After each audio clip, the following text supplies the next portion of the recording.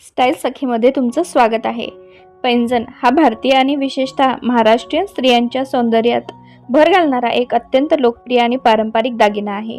पैंजणाच्या आवाजाने घर प्रसन्न होते असे मानले जाते। पैंजण म्हणजे काय आणि त्याचे सांस्कृतिक महत्त्व। पैंजण हा पायात परिधान केला जाणारा चांदीचा मुख्य आणि पारंपरिक दागिना आहे।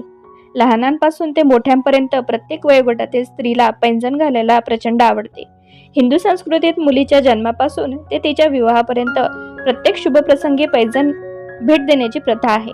लग्नानंतर नववधूच्या पायात पैंजण घालणे हे तिच्या सौभाग्य आणि नवीन गृहप्रवेशाच्या लक्षण मानले जाते।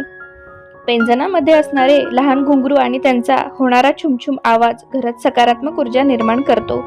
अनेक घरांमध्ये असे मानले जाते की पैंजणाच्या आवाजामुळे घरातील नकारात्मक दूर होते आणि लक्ष्मीचा वास राहतो।